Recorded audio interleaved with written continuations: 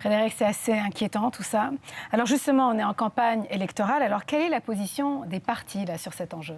On va commencer à ZEP par le Parti libéral qui a un programme assez détaillé justement pour le contrôle des armes à feu. D'abord, ils veulent interdire complètement les armes d'assaut militaire, même les AR-15. Donc ça, c'est vraiment la pièce centrale de ce qu'ils proposent. On veut aussi faire un rachat des armes des particuliers. Ça existe déjà dans certains pays comme en Australie. Donc on voudrait racheter justement les armes d'assaut. On veut aussi pousser les propriétaires d'armes à feu à mieux les sécuriser, mieux les entreposer pour éviter que ça se retrouve un jour dans la nature. Et puis on veut surtout donner beaucoup plus de pouvoir aux municipalités pour qu'elles gèrent dans le fond l'accès à ces armes à feu pour leurs citoyens. C'est d'ailleurs un peu le genre de mesure que proposent également les néo-démocrates, donc plus de pouvoir, on décentralise vers les municipalités. On veut aussi investir dans la prévention pour les jeunes, pour ne pas qu'ils soient en contact, en tout cas avec les fameux gangs de rue, qu'ils aient accès justement à ces armes à feu.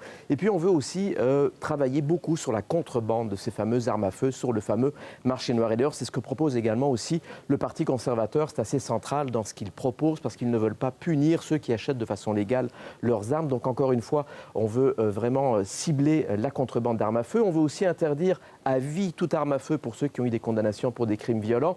On veut également suspendre temporairement l'accès des armes à feu pour les personnes qui ont des problèmes mentaux. Et on veut donner plus d'argent et de pouvoir aux policiers. D'ailleurs, le Parti vert s'en inspire un petit peu en donnant justement plus de moyens au contrôle au service des frontières, rachat également de certaines armes, comme le font les libéraux dans leur programme. Et enfin, un mot sur le Parti populaire, très libertarien, vous ne serez pas surpris.